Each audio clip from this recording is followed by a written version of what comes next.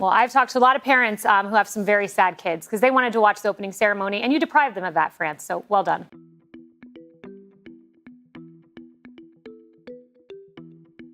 Number 30, Canada's drone scandal, Paris, France. This scandal is certainly a modern one. Canada's women's soccer team was found guilty of using a drone to spy on New Zealand's team's practices. It was New Zealand that initially reported this to police and asked as well for the IOC Integrity Unit to take a look at this. This verdict came after Canada had defeated both New Zealand and France, but the 6-point deduction the team suffered from the violation left a challenging road ahead for the rest of the games. Coach Bev Priestman was given a year-long ban as a result and quickly issued an apology to the players. And again, I would just like to apologise to our country, but also to New Zealand. The Canadian team had brought home the gold in women's soccer in Tokyo in 2021, but this uncovered misconduct unfortunately casts a dark shadow over the team's legacy. It does not reflect Canadians or who we are as competitors. Number 29, banned for doping before it was illegal, Nagano, Japan. The 1998 Winter Olympics was meant to be a celebration for Ross Rebliati. After all, the Canadian was the first gold medalist in the debuting sport of snowboarding,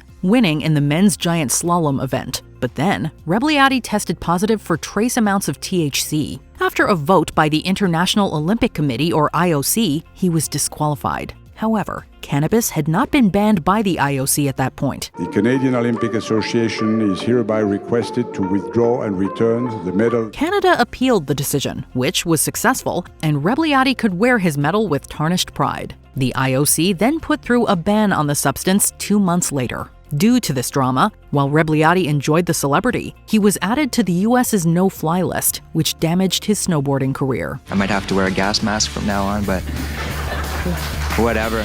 Number 28, badminton players match fixing, London, England. 8 elite athletes who were deliberately and flagrantly losing their matches. It's rare when 2 teams collude with each other to fix a result in sport, but it's unprecedented for 4 to do so in the same event. At the 2012 Summer Olympics in London, England, multiple women's doubles badminton teams did just that. In Group A, China and South Korea were undefeated when they faced each other in the last match. The same situation happened for Group C with Indonesia and another South Korean pairing.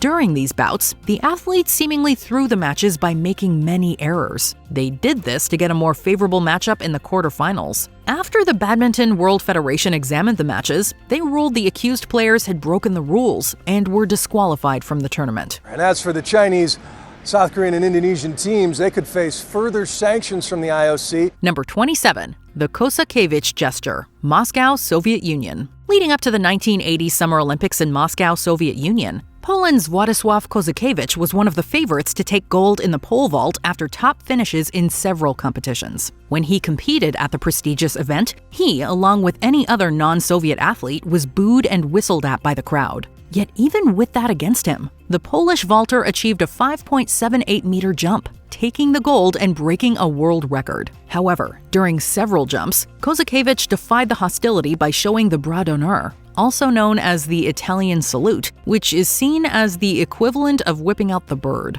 Soviet officials demanded Kosakiewicz be stripped of the medal, which didn't happen. Number 26, Team Great Britain Equestrian Scandal, Paris, France.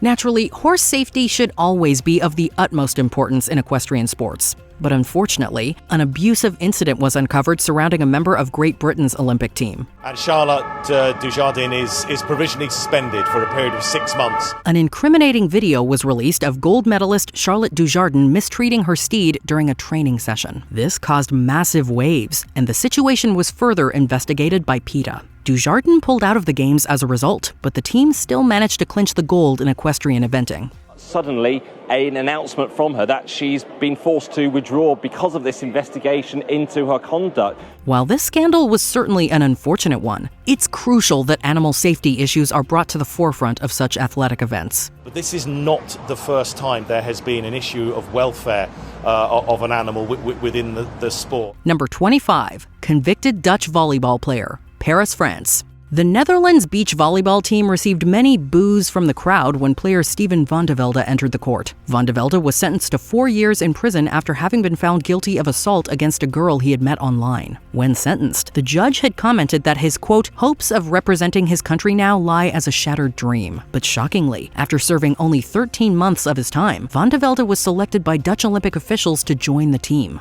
Clearly, the consequences of his actions were ultimately minimal, though the media and audience backlash was considerable. Number 24, Surya Bonaly's backflip, Nagano, Japan. Running up to the 1998 Winter Olympics in Nagano, Japan, Frances Bonaly hit disaster as she ruptured her Achilles tendon. Amazingly, the figure skater still competed in the short program but had to adapt her routine. Rather than play it safe, Bonaly became the first person at the Olympics to land a stunning backflip on one blade. However, this maneuver has been banned by the International Skating Union since 1976. As such, she had points deducted. Regardless, Bonaly celebrated to the audience for achieving this impressive feat, turning her back to the judges. One official approached the judges and told them Bonaly's behavior was unacceptable, even though she came in 10th. When combined with free skating, Bonaly went down in Winter Olympic history with her performance. People were just crazy about it. Number 23, Greg Louganis' Head Injury, Seoul, South Korea. Representing the United States in diving at the 1988 Summer Olympics in Seoul, South Korea, Louganis looked to defend his 2 golds from the previous event. However, during the springboard, he struck his head on the board during a dive, causing a wound and a concussion. While hindsight dictates he shouldn't have continued competing with a concussion, he did, and won 2 golds. In 1995, Louganis came out with the news that he was diagnosed with HIV 6 months before the 1988 event. Straight away, people began criticizing him for not stating his diagnosis at the time as he bled in the water, leading to fears of infection. However, scientists disputed that anyone could have contracted the virus this way. Number 22, Spain's Paralympic basketball team, Sydney, Australia. At the 2000 Summer Paralympic Games in Sydney, Australia, Spain's men's basketball team in the intellectual disability class took the gold. Not long after the event closed, the truth came out. The Spanish team were I think, laughed at and labelled the most unsporting team in history. I mean, unsporting is the wrong word, it's a euphemism for cheating. Undercover journalist and member of Spain's winning team, Carlos Ribagorda, told the press that the team hadn't had the necessary medical tests to show their disability. Only 2 of the 12 players were deemed to have an intellectual disability. Ribagorda claimed that Fernando Martín Vicente, an official for Spain's Paralympic organization, had purposely signed up non-disabled athletes to secure gold. It was a false medal. It was a false national anthem. The European nation was disqualified, and Vicente resigned. He was later found guilty of fraud in 2013 and fined €5,400. This scandal caused intellectual disability events to be banned for 2 Paralympics. They'd lost a spectacular gamble, and in doing so had given the International Paralympic Committee its greatest PR disaster of all time. Number 21, China's underage gymnasts, Sydney, Australia. After helping China secure a bronze at the 1999 World Artistic Gymnastics Championships women's team event, Dong Fengxiao helped them repeat the achievement at the 2000 Summer Olympics for the women's artistic team all around. Still wanting to be involved after a severe injury forced her to retire, Dong signed up to be a technical official at the 2008 Summer Olympics. However, her date of birth was different from the one she was registered under in 2000. According to the newer birth year, Dong would have been 14 years old in Sydney, Australia, 2 years younger than the minimum age set in 1997. After an investigation, China was disqualified from the 1999 Worlds and the 2000 Olympics and had to return their medals. Number 20. Many concerns over the 2020 Olympics, Tokyo, Japan. The COVID pandemic not only pushed the original 2020 date of the Tokyo Olympics to the following summer, it also brought up issues of contagious spread. However, that's just the tip of the iceberg. There is a local transmission, and if we send an inconsistent signal that we should celebrate the Olympic, then people will be confused. Various events are set to occur in Fukushima, despite possible safety concerns from the 2011 nuclear disaster. Our Geiger counter reads radiation levels 100 times higher than it should be. Tokyo Bay's water quality has also been questioned with respect to its warm temperature, repellent smell, and reported high levels of fecal coliform bacteria. which could result in typhoid and dysentery. Meanwhile, asbestos was found in one of the competition's buildings. The game's logos and stadium designs were accused of plagiarism, Russia allegedly conducted pre-cyber reconnaissance, and there have been issues regarding politics and worker rights. Right before the games, one of the event's composers resigned and the opening ceremony director was fired when past comments came to light. Number 19. Zola Budd collides with Mary Decker, Los Angeles, California, USA. There was a lot of hype preceding the 3,000-meter event at the 1984 Summer Olympics, as many were excited to watch South Africa's Zola Budd, who was competing for Great Britain, race American world champion Mary Decker. Unfortunately, it was a major letdown. They repeatedly bumped into each other, and Decker went down hard following a collision, forcing her to be carried off the field. The barefoot Budd was troubled by the incident and finished a disappointing 7th.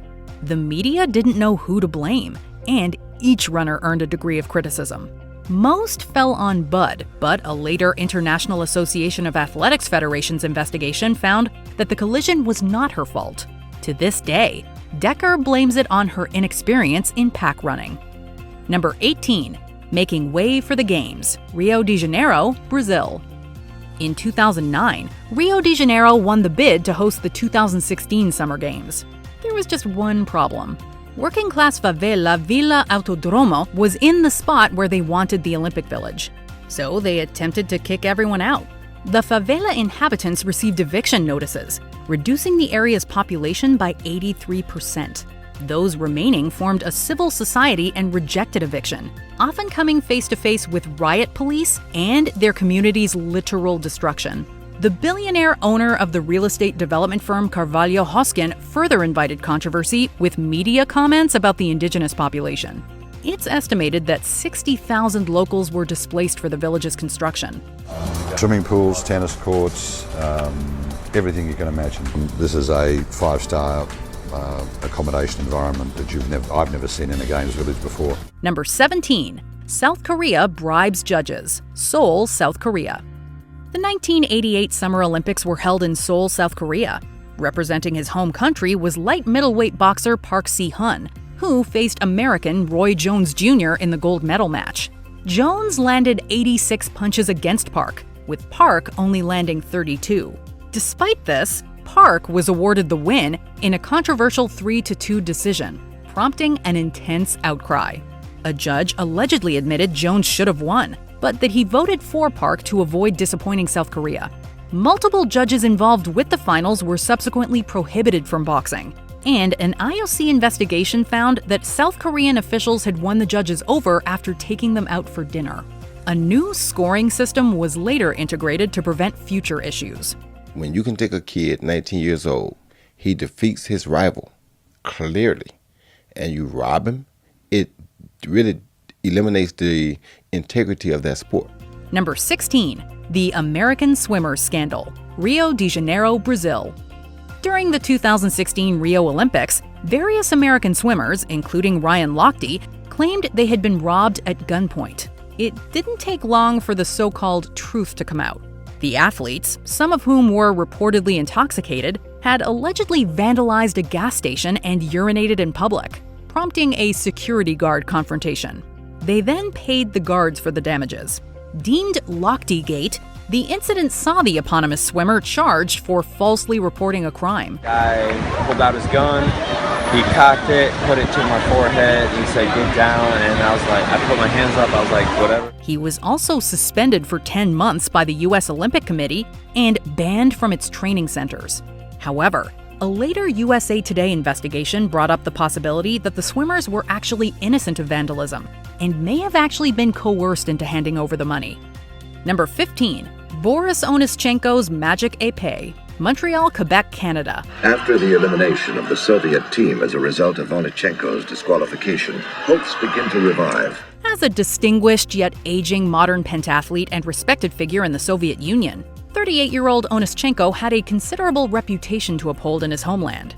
The pressure to perform, particularly in the Cold War era of sport, was too much to bear, however, and caused the former Army major to cheat, eventually leading to his downfall.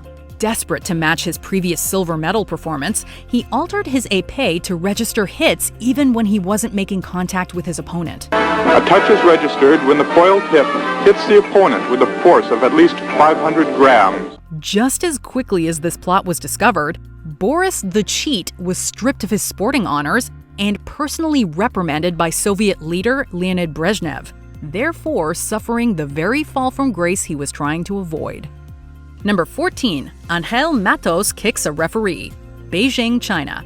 Cuban Taekwondo fighter Angel Matos took home gold at the 2000 Sydney Olympics, and following a disappointing 2004 outcome, he was looking to reclaim some glory in Beijing. Instead, he was permanently kicked out of the sport. During the bronze medal match, Matos sustained an injury and took a brief medical timeout called Kieshi. Kieshi runs out after 1 minute, so when this time elapsed and Matos hadn't returned to the ring, the referee called the game and awarded the win to Matos's opponent. In return, Matos kicked him in the face. Perhaps unsurprisingly, Matos was subsequently banned for life by the World Taekwondo Federation, effectively ending his professional career. Number 13, the Salt Lake City bid scandal. Salt Lake City, Utah, USA. Salt Lake City really wanted to host the Olympics and had bid 4 times to no avail. Finally, their luck turned around in 1995, and they were given the 2002 Winter Olympics. However, allegations of bribery soon surfaced. IOC officials had reportedly accepted money from the Salt Lake City Organizing Committee, and it wasn't the only time.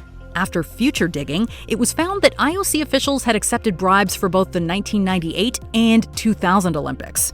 The controversy launched numerous investigations, including one by the U.S. Department of Justice. 15 bribery charges were laid, and many prominent officials either resigned their posts or were officially expelled for corruption. Number 12, the 2002 figure skating scandal. Salt Lake City, Utah, USA. The Salt Lake City Games were mired in controversy. If it wasn't charges of bribery, it was a reportedly fixed figure skating competition. The pair's figure skating event ended in trouble when Russia won gold over Canada, despite Canada's arguably better performance.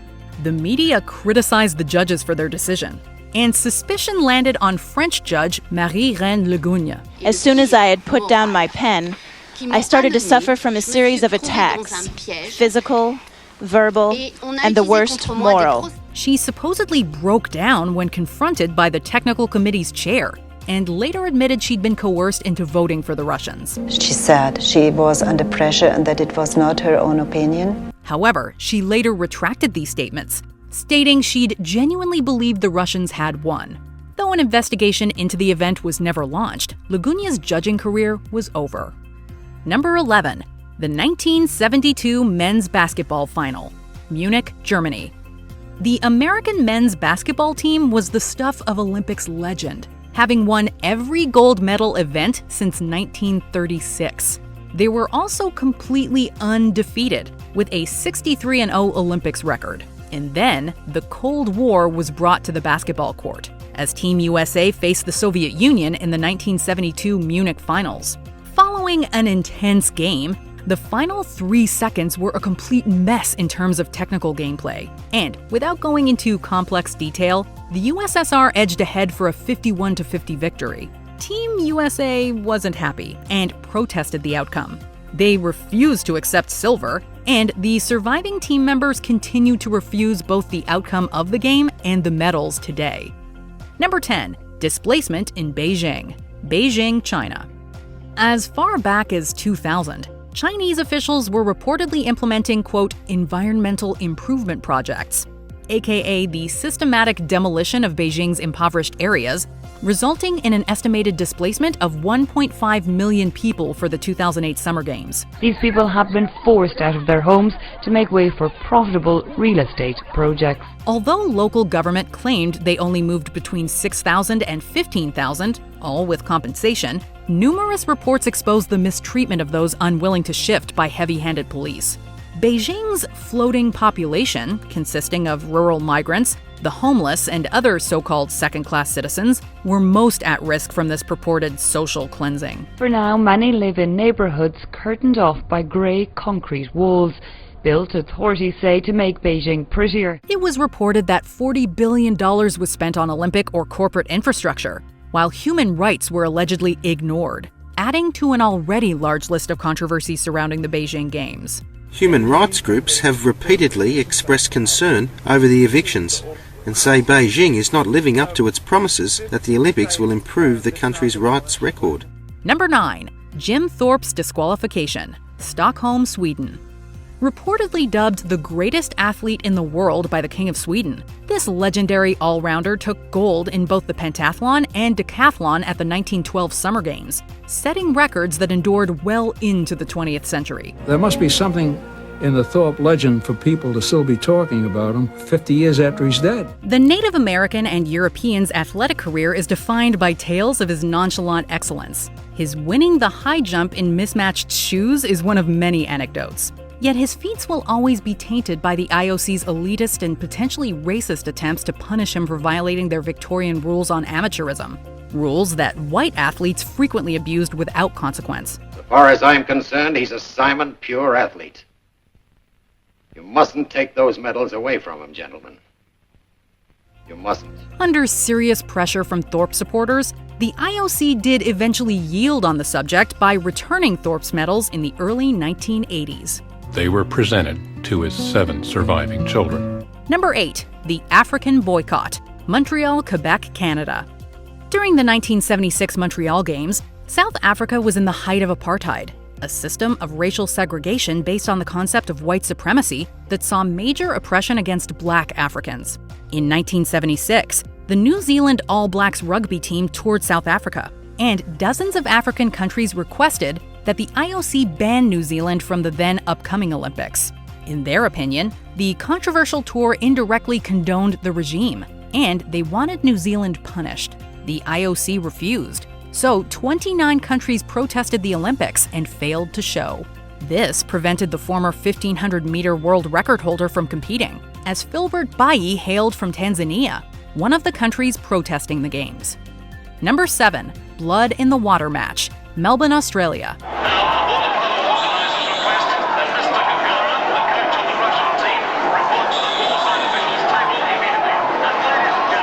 Just a few weeks before this water polo match, Soviet tanks had rumbled into Budapest to end a revolution that claimed about 3,000 Hungarians. I was considered to be from the foreign class background, and when the communist system came into power here, I had to find the opportunity to make my way in the world. Hoping to restore their country's pride, the Hungarian team planned to rile up the Russians, get physical, and force them into rash decisions.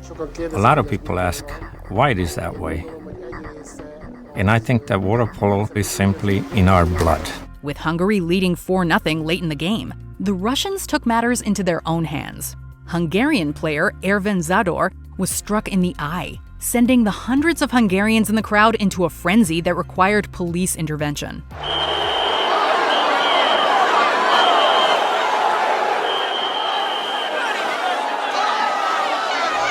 In a bittersweet finish, the Hungarian team took home the gold, but they could never escape the match's political subtext, forcing many members to find refuge in less oppressive lands. The Hungarians are declared 4-0 winners. The semifinal showdown instantly makes headlines across the globe. Number 6. Ben Johnson doping, Seoul, South Korea. For Canadians, a classic where were you moment. Then, the positive drug test. The men's 100 meters at the 1988 Summer Olympics may have been labeled the dirtiest race in history, but it was also one of the most enthralling to watch. That was the Olympics. I mean, that year it was all about Ben Johnson versus Carl Lewis. 6 members of that all-star lineup were implicated in other doping controversies post-race, but it was Johnson, the world record holder after his 9.79-second race, who will forever be defined by the steroid use he began in 1981. Ben wins! Johnson! And the time is 9:79! The Canadian was open about his long-term cheating, and rightly stripped of his gold medal, yet is still irked to be the only one punished when others also failed drug tests. Come and run after me, Ben. I'm right here. He's even claimed the IOC only selectively cracks down on the pervasive doping culture in athletics. But even if Johnson's allegations are true, we may never fully know. Regardless, if you like, of what happened afterwards, the experience of that moment, the sort of the emotions that it evoked, are still there. Number 5. Tanya Harding and Nancy Kerrigan, Lillehammer, Norway. Many of you will be unable to forgive me for that. It will be difficult to forgive myself. Containing jealousy, a hitman, and an unrelenting desire for sporting success, it's no surprise a feature-length film adaptation of this event was released. Large man, 6'2", 200 pounds, came running out, just kind of crouched when he got to her, hit her a couple times with some type of weapon. During a practice that was crucial for determining the U.S. Olympic figure skating team, a henchman hired by Tanya Harding's ex-husband and bodyguard struck Nancy Kerrigan in the leg. Since she was then the sport's poster girl, the attack was orchestrated to intentionally put her out of the '94 Games. Branded as the do-anything-for-gold skater, Harding's alleged knowledge of the attack was soon exposed. However, she was still allowed to compete at the Olympics. Fortunately, Kerrigan recovered and landed silver at Lillehammer, while Harding, placed 8th, was fined, received 3 years of probation, and never skated competitively again. But if she were here today, what would you want to say to her about all of this? Well, if she'd let me, I'd love to give her a hug. Number 4. The Russian doping scandal, Rio de Janeiro, Brazil. It's almost spooky. Details of Russia's alleged state-sponsored systematic doping came to light in 2014, but they were expanded upon when ex-Russian anti-doping official Grigory Rodchenkov provided an insider's look into a conspiracy that forced him to flee to the U.S. According to Rodchenkov, he would feed the athletes these banned substances via alcohol. He even mixed special cocktails for them. Exploiting the increased access granted by their hosting of the Games, Sochi 2014 competitors were reportedly allowed to dope without consequence, while their urine samples were exchanged in covert operations carried out by Rodchenkov and others. It's a fact that we cannot prove doping among athletes through our evaluation, but we do have an indication of how widespread doping is. He claimed that at least 15 medalists from the 2014 Winter Olympics might be implicated. Due to these supposedly Kremlin-sanctioned schemes, Russia was suspended from world sports events. They were also investigated before the 2016 Summer Olympics, resulting in the IOC ejecting 110 team members. But pressure is building to make Russia's sanctions stick much longer. Number 3. The U.S. boycotts Moscow Olympics, Moscow, Soviet Union.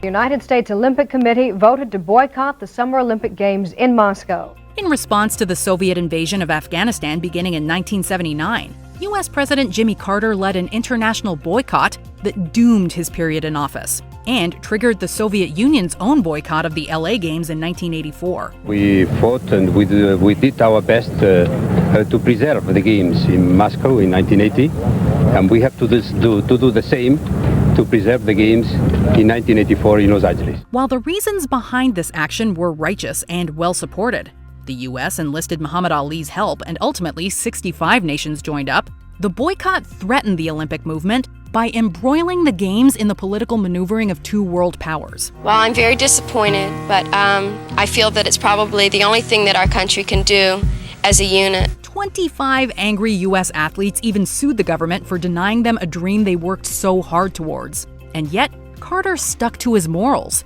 strengthening a stance that would later be described by the Soviet Union as, quote, anti-Soviet hysteria. You can look anywhere around the globe and you'll find a problem where help is needed, where we could jump on a bandwagon, if you like. And I think it's just a little unfortunate that we've chosen now the Olympic Games to have a go at. Number 2, Olympics Black Power Salute, Mexico City, Mexico. My head bowed and my fist went up in the air. It's one of the 20th century's most powerful images. During the medal ceremony for the 200-meter race at the 1968 Summer Olympics, Americans Tommy Smith and John Carlos, shoeless and with their heads bowed, each thrust up a gloved hand. On the 16th of October 1968, Tommy Smith and John Carlos's controversial demonstration stunned the world. Smith said it was meant to symbolize human rights for all, but others believed it was in support of Black Power. Expelled and met with hostility when they returned home, They stood by the political statement, claiming it was their moral obligation to sacrifice their individual reputations to send a message to those watching. We always had the happy face and the USA all across our chest to give indication that everything is smooth in America. But in fact, it wasn't smooth. Meanwhile, the third man in the photograph, Peter Norman, was an Olympics pariah for decades thereafter because he showed his support by donning an Olympic Project for Human Rights badge. Number 1. The Nazi Olympics. Berlin, Germany. On virtually every other banner we saw, there was a swastika. For 2 weeks in 1936 Berlin, Nazi prosperity and hospitality blinded the world, while Germany's precisely directed propaganda campaign obscured their anti-Semitic, discriminatory, and expansionist policies from view. How can a Jew be good enough to win the Olympics that I would have had to be afraid for my life, I'm sure. Numerous nations that would form the Allied powers were present for carefully manufactured demonstrations of fervent German pride, while arguments stating participation in the Games were tantamount to an endorsement of fascism went unheard. And so, despite mentions of a potential boycott, the Games began.